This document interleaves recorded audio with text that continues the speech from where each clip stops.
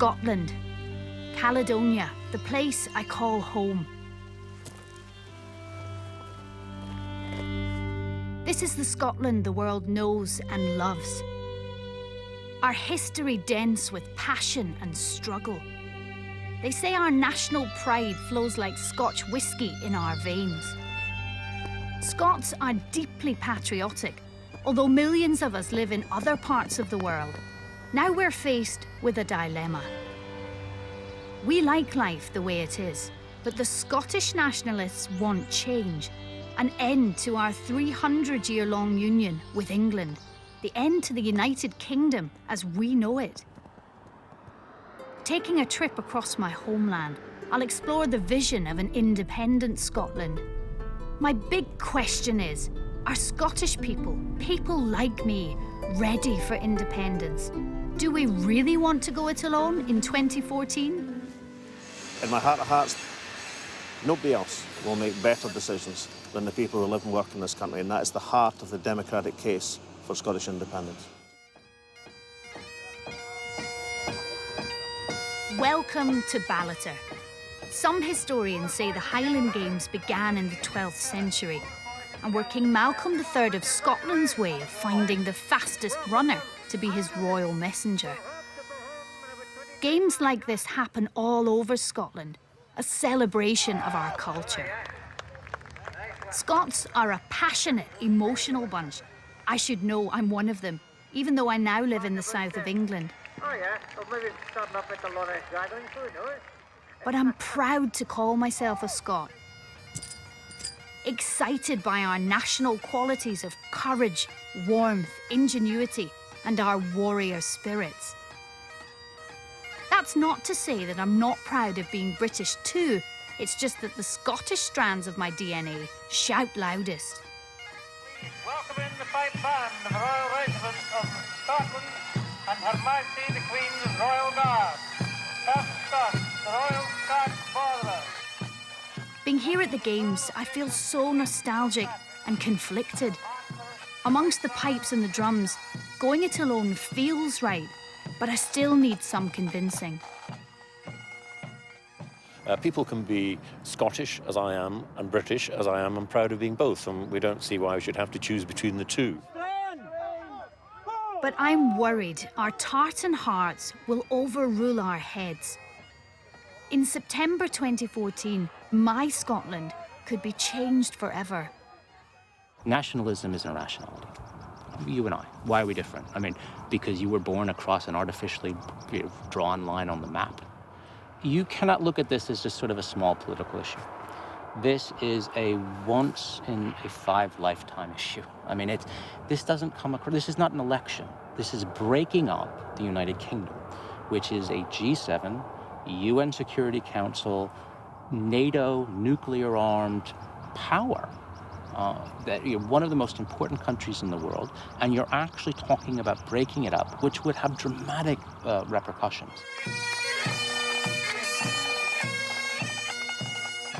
There are two big things that you learn when you're born and brought up in Scotland. The first is how to master the art of being the underdog, and the second is how to cultivate the dislike of the English. Now, in my household, when I was raised, we were told that this was just silly, petty rivalry and that there was no place for it in reality. But I have been fascinated since I was a wee nipper about our identity and why feeling Scottish feels like belonging to a different tribe altogether.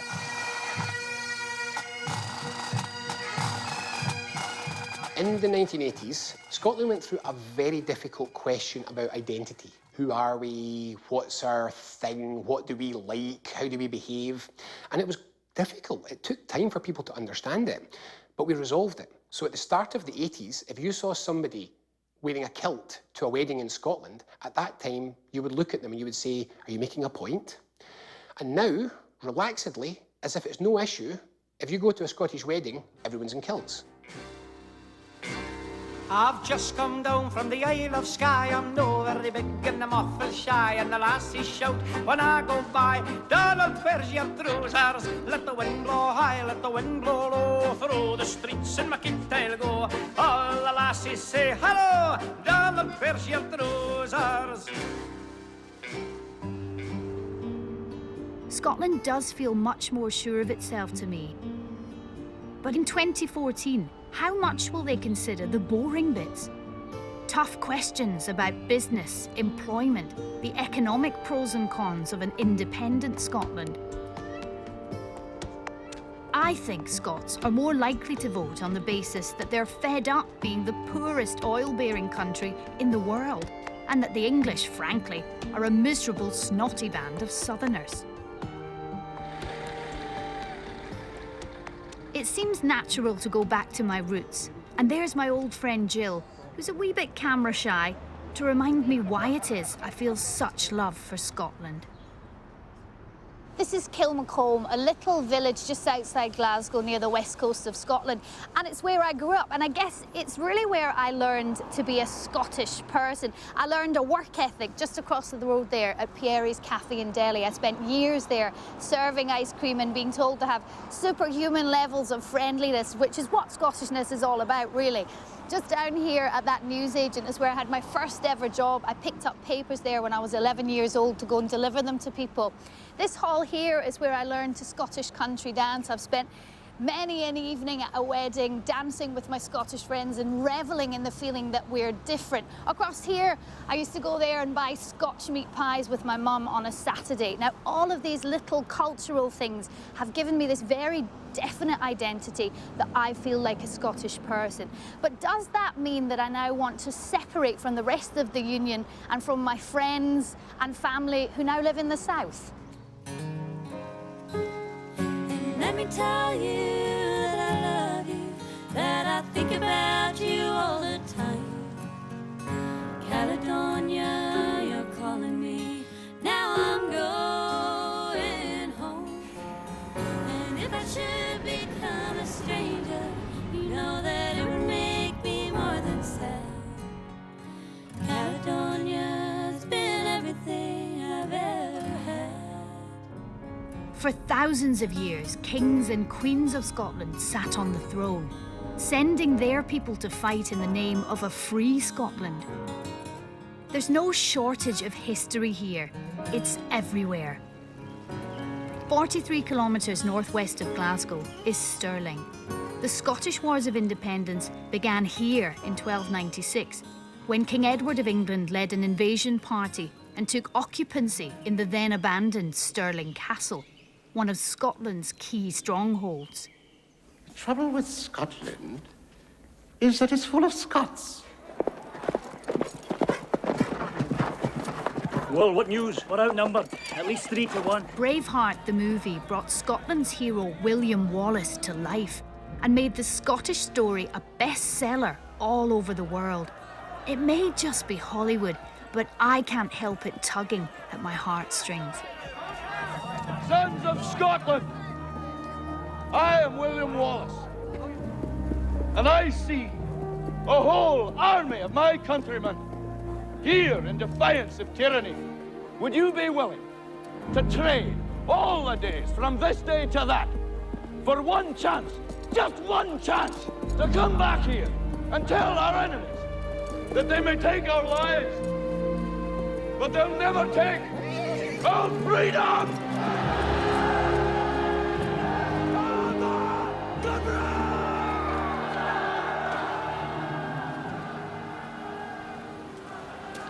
This is Loudon Hill, the site of not one, but two decisive victories for the Scots against the English. The first came in 1297, when William Wallace and his forces sabotaged the English king's baggage train, leading to victory. Just 10 years later, in 1307, Robert the Bruce led his troops to victory, even though he only had 500 Scotsmen on his side. By digging tactical ditches, they repelled an English force numbering up to 6,000 men. But it was Wallace who became Scotland's real hero, and a monument was built near Stirling Bridge to commemorate his honour. It's a permanent reminder that 300 years ago, England underestimated the Scots' determination for sovereignty. Historian Tom DEVINE is the man to talk to about Braveheart.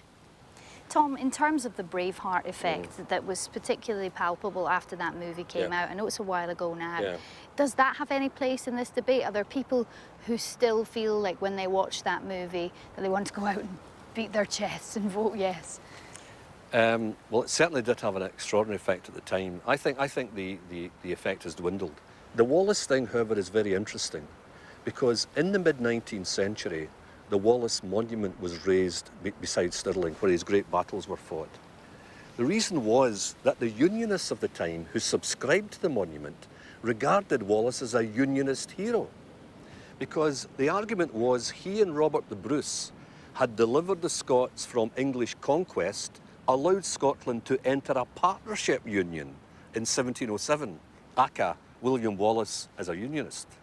Do you think that the people of Scotland who are eligible to vote, are they brave enough to go on this adventure? Because it's a radical idea, isn't it? You've got to watch the term brave. This is going to be about the future of them and their families. They've got to consider things prudently. This is not a melodrama, it's a political exercise. Imagine the most iconic image of the United Kingdom, its Union Jack. It's made up of the flags of St. George of England, St. Patrick of Ireland, and St. Andrew of Scotland. But take out the Scottish flag, and the Union Jack is no more. Rule Britannia bites the dust.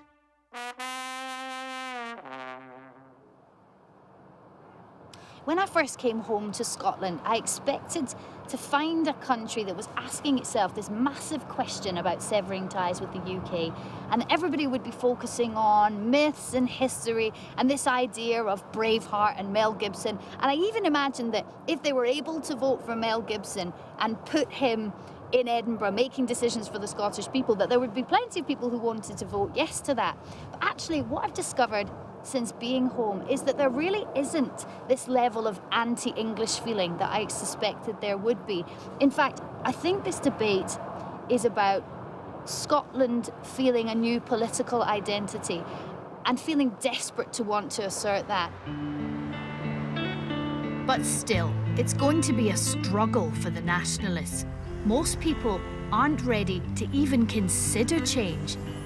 Their Yes campaign's headquarters are prominently based in Glasgow, Scotland's largest city, and it's no coincidence which street they chose. We like to think that we're a campaign based very much on hope and aspiration and ambition, so it's an ideal address. Talk to me about this declaration that's on the wall over here. I've never seen it until I came in here today. When I read it, I think to myself, who wouldn't vote for that? Yeah.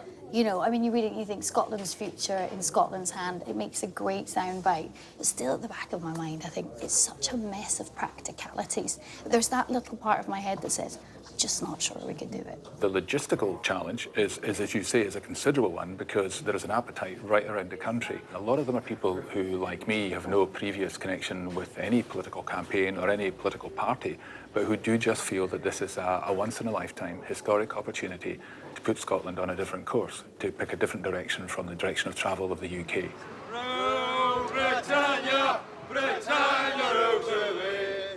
By contrast, the No campaign's headquarters are hidden away in an office block.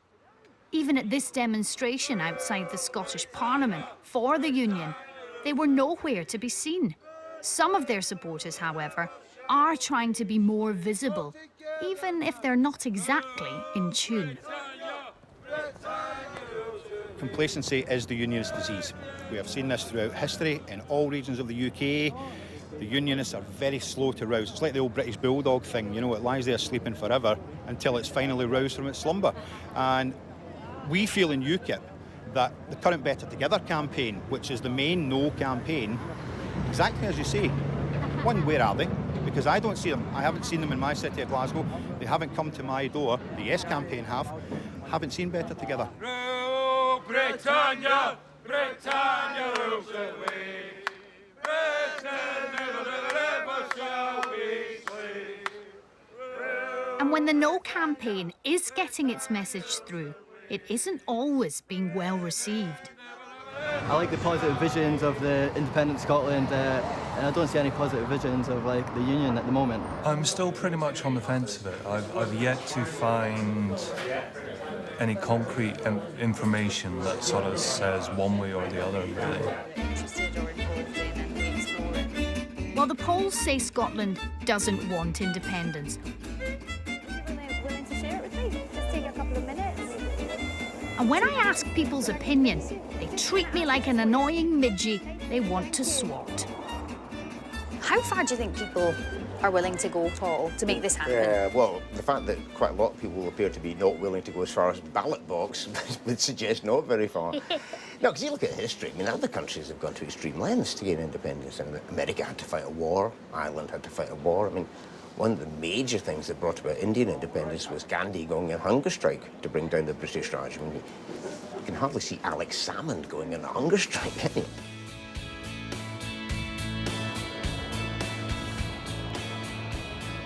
That's just it. Strife and struggle are not behind this vote. Maybe that's why I get the feeling everyone wants it to just go away. But if Scots turn their back on the vote, the nationalists might win by default. Right now, Scots are doing what they do best, and that's sending the whole thing up. And there's no better place to do that than at Scotland's largest comedy festival, the Edinburgh Fringe. Hello, and welcome to an improvised improv show. The theme of today's show is Scottish independence.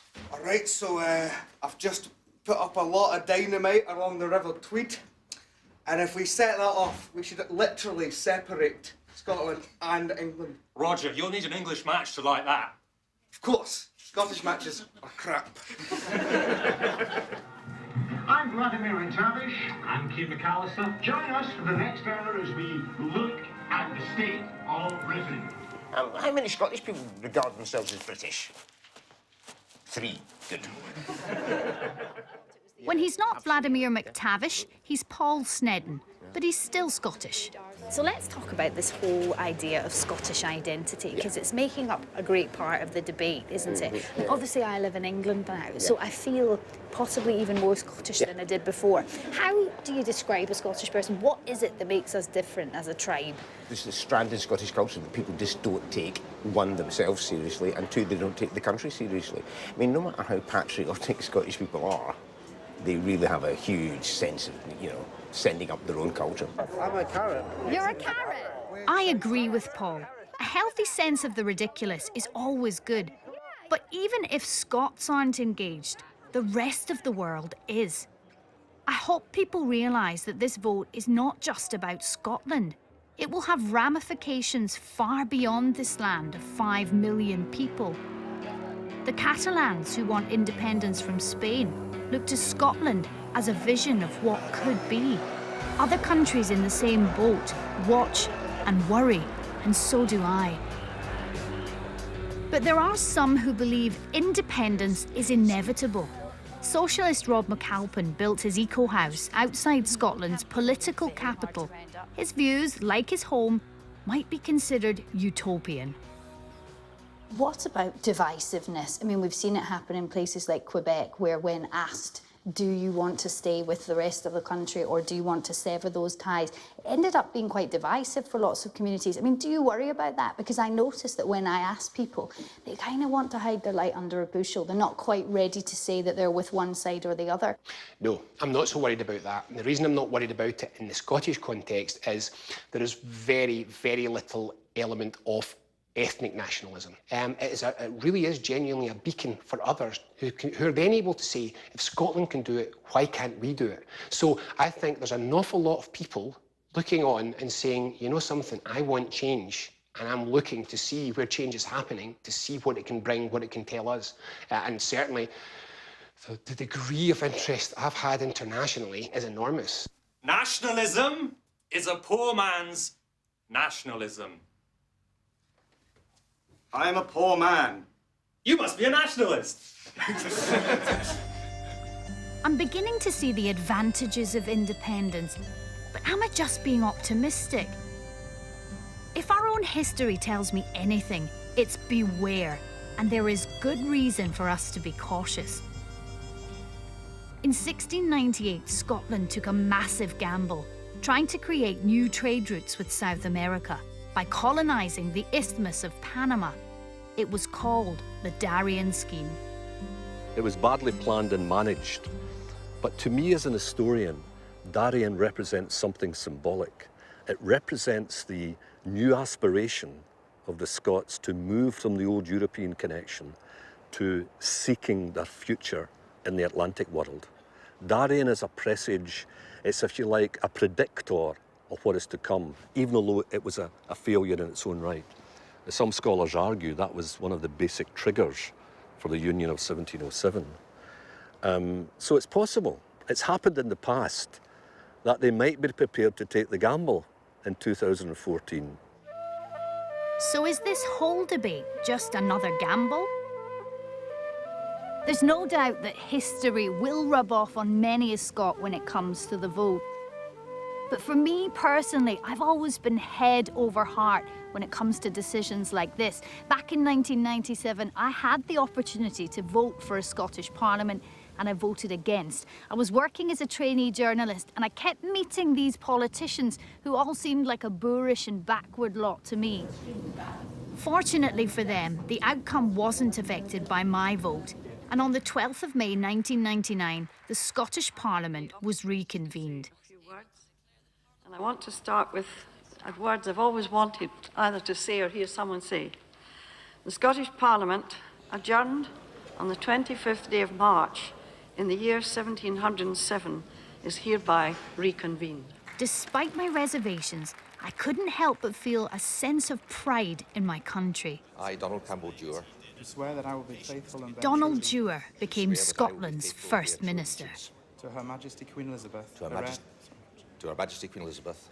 The Scottish Parliament now had power over education, healthcare and economic development. And there was more. Guaranteed funding from Westminster, based on the formula devised by their top financial advisor, Lord Barnett.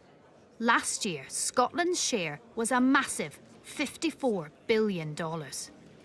Scotland benefits from the Barnett formula to the tune that everybody in Scotland, including myself, gets £1,800 a year more from the British, essentially the British government, in terms of public services. So why would you give that up? Like the Loch Ness Monster, that's a myth.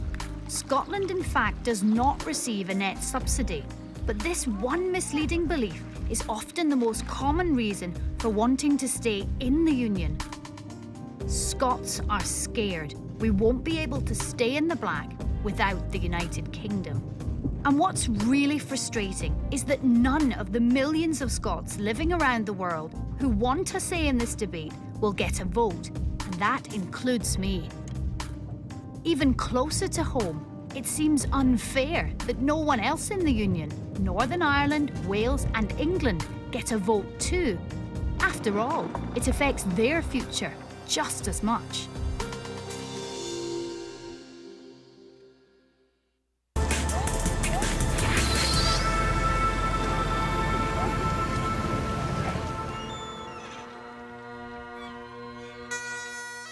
If history could speak, Dunnottar Castle on the east coast could tell of 305 years of disagreements, bloody squabbles and cross-border contempt.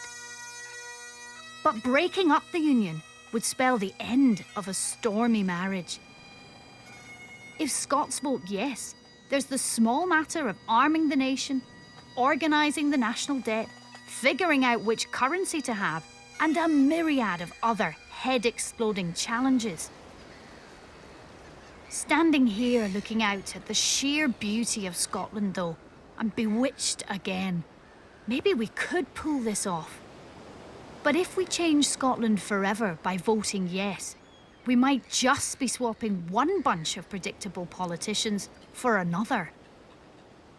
One of the reasons I think that the whole campaign, the whole debate really hasn't caught on in Scotland is because people don't know who our politicians are.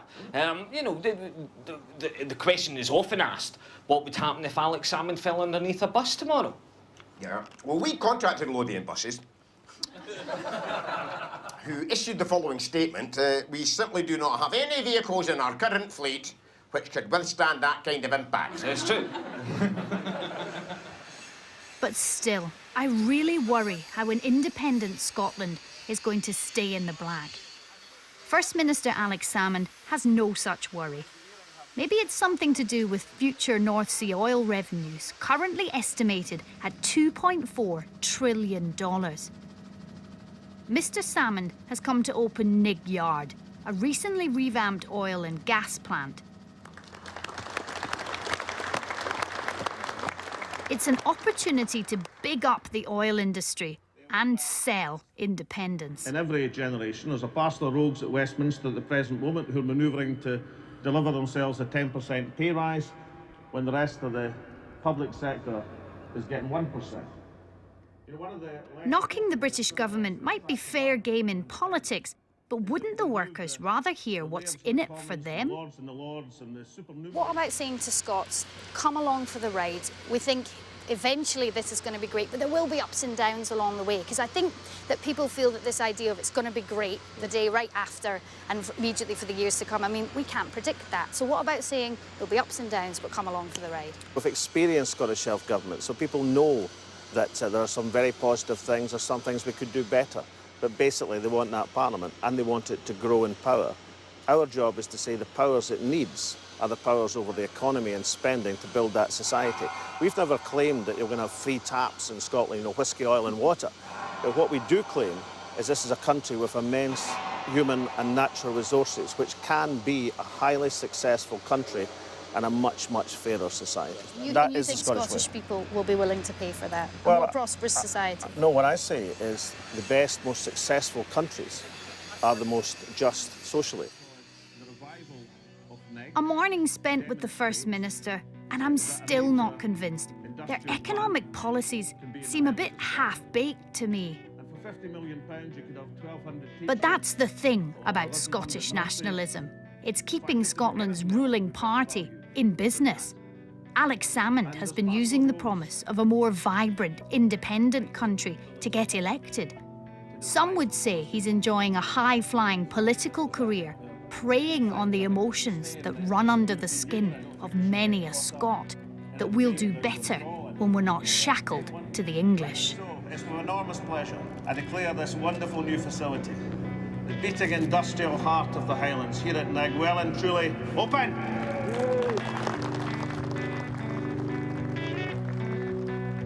Leaving the beating heart of the Highlands behind, what I want to know is this. Why is Scotland asking itself this question now? You guessed it, the politicians. It's back to Edinburgh and the Scottish Parliament on the day that marks exactly 1 year to go until the vote. It feels like a political tug-of-war.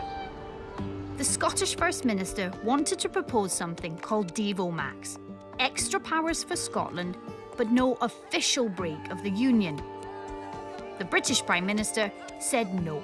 He wanted Scots to decide once and for all, are you with us or against us? And now it's all about scrambling for votes. One way the nationalists thought they could get more was by lowering the voting age.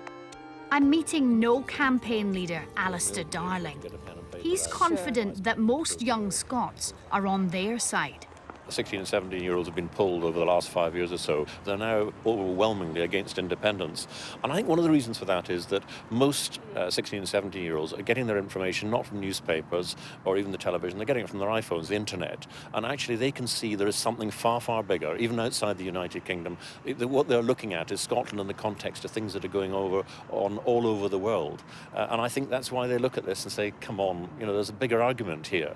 And it's striking, actually, how the younger people now, who I think the nationalists, they only gave them the vote because they thought they were theirs to be had, and I think they've been for a rude shock as far as that's concerned. When the independence vote comes up next year, there's going to be a lot of Braveheart films being shown regularly, and especially with the SNP, they've downed the age in vote from 18 to 16, and a lot of that young people see Braveheart, they're going to go the English, excuse my language, but that's what they're going to say.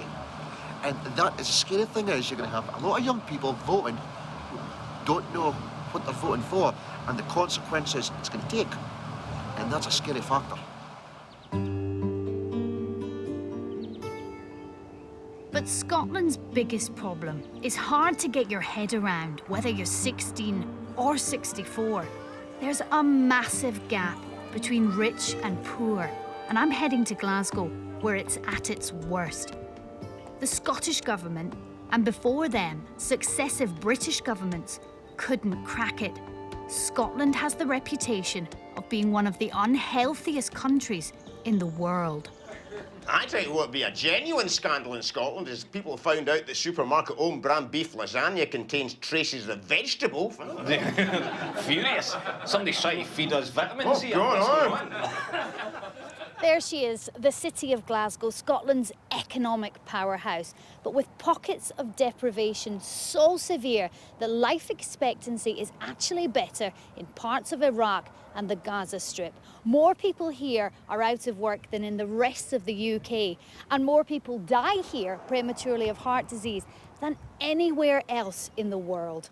Glasgow's problems are Scotland's problems. How do you govern a country well that has such disparity in wealth?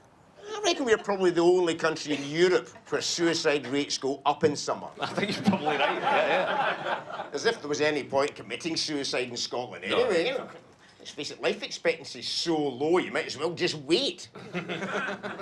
It shocks me every time how poor some of these places are. Yeah, and I took a walk through the city centre with Patrick Harvie from the Scottish Green Party.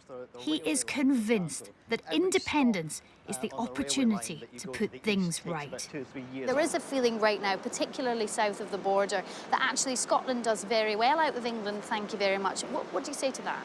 If what you see when you look out of your window is society more or less as you would like it, if you're comfortable with the level of poverty and inequality in our society, you'll probably vote for the status quo.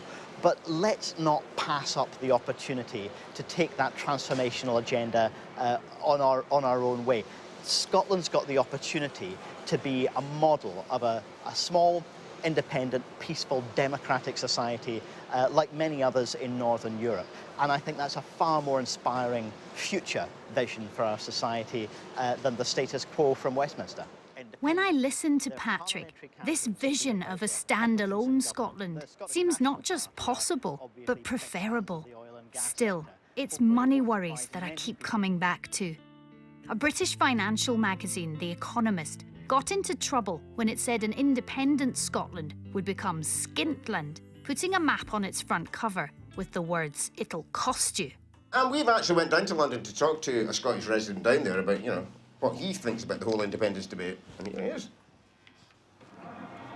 Oh, yeah. I've been down in London for about 10 years now. But, I mean, you know, I'm as patriotic as the next guy, you know. I mean, you know, Scotland, I mean, I know it's a shithole, eh? But it's my shithole, you know.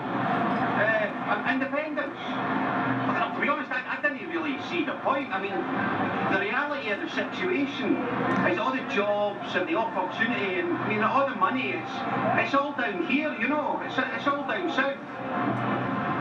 Big issue. Big issue, sir. The fact is, Scotland's economy is growing, and not just in cities. To see how Scotland's going to pay for itself means crisscrossing the nation. It's back to the Highlands for a wee dram. Scotch whisky is as much a tradition as an industry, and Stewart from the Royal Lochnagar Distillery, which provides whisky for Her Majesty the Queen, who happens to live next door, is proud to show me why. Wow.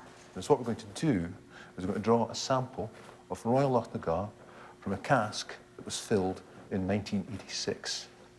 Oh, it does smell very grassy. There's a note of something else in there, like a sweetness as well. Sort of tickles the inside of your nose. It's Scotland in a glass, and every whisky is unique, every whisky is different. It's a huge marketplace, isn't it, really? They're huge. Our company's whisky, Johnny Walker, has just sold for the first time 20 million 9-litre cases worldwide. And it's the biggest selling whisky in the world by volume. So it's a huge, huge market. Very, very important to Scotland. because we're giving them the most enjoyable of all social lubricants. Whiskey was part of my childhood. I used to love pouring a glass for my grandpa from his special decanter. I feel so conflicted that this bid for independence is kidnapping my romantic memories of home, to be used as political ammunition by one side or the other to make their argument.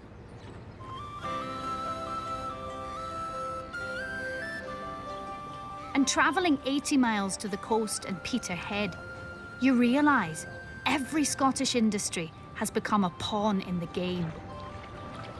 So, John, this is your boat behind me here, and you've been in the fishing industry. It's a family business, isn't it? Our family's been in the fishing business for over 60 years now. Talk to me about independence and how you think that that's going to affect the fishing industry. I think my personal view on independence, it's going to be a disaster for the fishing industry because the SNP has said that they'll be taking us into Europe. Now, the next UK general election, the Tories already stated that if they win the election, they're going to give us a vote to come out of Europe.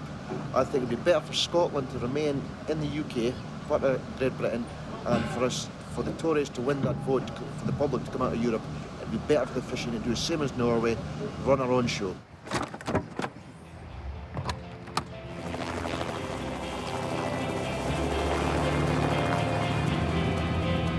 But if I want to get a true picture of the real money coming out of the North Sea, it's oil.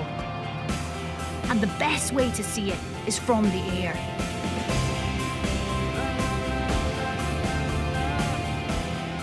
Oil is Scotland's black gold, and it's right at the heart of the nationalist optimism. An independent Scotland's financial future depends on the sea just beyond the coastline there. The campaign for independence is banking on the vast reserves of North Sea oil to keep it in the black. We're landing just outside of Aberdeen, Scotland's oil boomtown. The European Union buys 60% of its oil from this part of Scotland. This is where I spent my university years. I was taught by Scotland's leading oil expert, who I first met in a lecture hall at Aberdeen University. It's great to be back. I can't believe it's been 15 years. Shall we take a walk? Okay. Fantastic. It's a short hop to the port, where it's easy to see how important oil is, but I want to find out if it's something an independent Scotland can rely on. We have the problem that the oil revenues would be volatile and there would be a long-term decline. But, you know, that could be a long way ahead, and the oil industry is actually a leading industry in Scotland. I find it very confusing.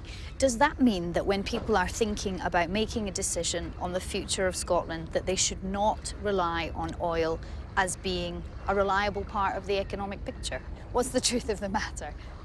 Well, in terms of a government's budget, it would be wise not to be very reliant on oil revenues for normal budget purposes. Even if oil prices were stable, there's still the question of how much North Sea oil an independent Scotland would control. And even if there's agreement with the rest of the UK, there's another midgie in the ointment, and that's the Shetland Isles. It's a 12.5-hour boat trip to get to Scotland's remotest corner, where I wanted to know how it feels for these communities to be overlooked by mainland politicians. We're now about 160 kilometres off mainland Scotland, and although they look pretty barren, 22,000 people live here, but they have a very unique and different sense of community and identity here. They look much more to Scandinavia, so eastwards, for a sense of belonging rather than towards Scotland, and that gives them a particularly different perspective when it comes to this question of an independent Scotland. I think that they feel probably more independent than anything else, I would think. There is still close affinity with the Scandinavian countries. I mean, in our everyday language, Old Norse is spoken here. For instance, the birds, the gannets we call solens, and that's exactly the same in Norway. It's a solen. But Norwegian or not, it would be dangerous to ignore the islanders. They claim a quarter of Scotland's oil is theirs.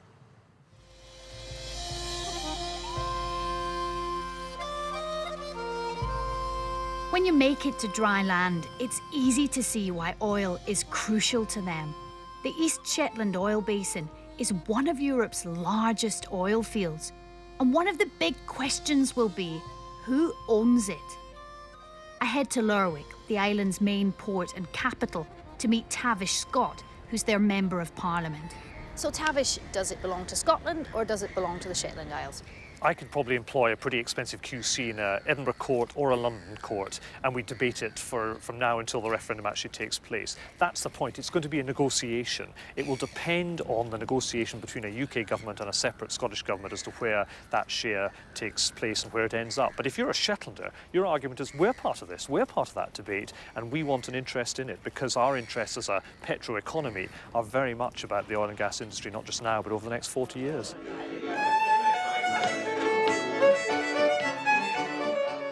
And it's very much a topic of conversation here, even if you have to shout over the fiddle frenzy. So how are you going to vote next year when the referendum happens? I'm going to vote no. Why? Because I don't think Scotland's ready for it. Been part of the UK for 300 plus years. I don't see any reason to change that. Tavish and his islanders are determined to make this tiny Scottish outpost count in this massive debate. I think the strongest argument at the moment is that the islanders want to see some of our own future, some of our own issues determined by people here locally. Alex Salmond makes the argument that the people best served to make decisions about Scotland are the people who live in Scotland. Well, the same argument absolutely applies to Shetland. So not only will an independent Scotland have to negotiate oil revenues with Shetland, some of her major expenses might go up. One of those will be how Scotland defends itself. And this is a really thorny issue, playing out 650 kilometres west near Glasgow. Nuclear weapons are illegal. Massive waste of money. Even when I was growing up, there were frequent protests here.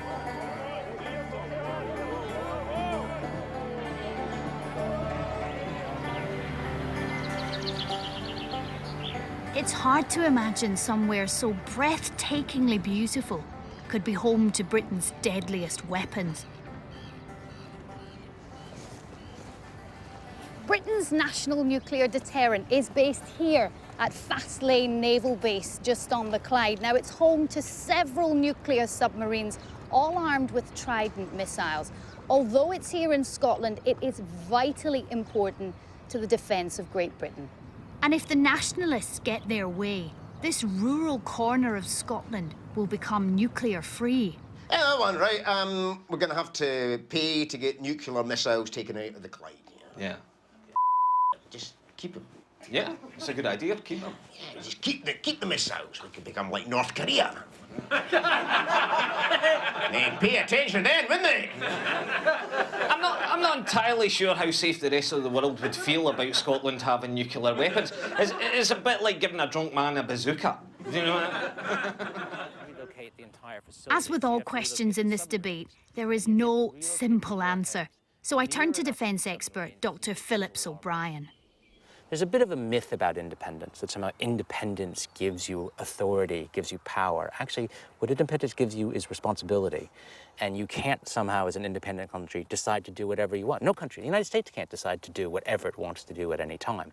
Those warheads are strategically vital, not just for Scotland or the RUK. They're important within world politics. They're important within European Union politics. What Scotland will have to do is reach a very, very accommodative relationship with the RUK to get them moved out in time. They can't be rushed. There are other practicalities as well, Dr. O'Brien, because Scotland plays a massive part, doesn't it, in the military makeup of the whole of the United Kingdom. Well, what do you see when you look down there? You might see nuclear weapons. You might see Britain's Security Council seat. Other people would see 6,500 jobs in a not wealthy part of Scotland. And that has huge domestic political ramifications. Scotland plays a very major role in what you can call Britain's military-industrial complex. Just down the river from here, if you head down, you'll come across the biggest shipyards in the United Kingdom, the shipyards of Glasgow and Govan on the Clyde, and they build many of the great warships for the United Kingdom. If you head over to the east coast, you have Rosyth, another famous shipyard. So there are a lot of military facilities in Scotland that employ a lot of people, they provide jobs, they have a very famous military heritage, and that an independent Scotland would have to find ways to adjust to a new reality. Well, the Scottish nationalists are not deterred by the mountain of challenges they have to face. Despite this, polls say most Scots either don't want independence or are still unsure.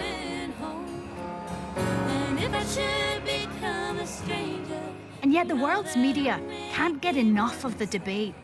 But watching them here, just metres from the Scottish Parliament, I feel it can't come soon enough. There's a growing resentment south of the border, a real feeling that it would be good to see the back of us.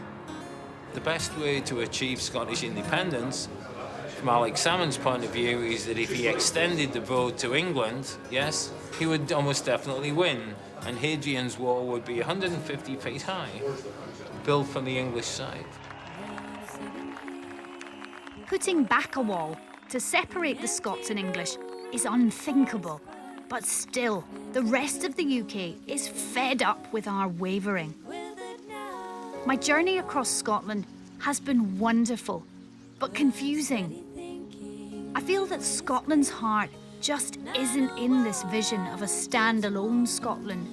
For me, it's not a question of could Scotland go it alone. Absolutely it could, but should it? Not right now.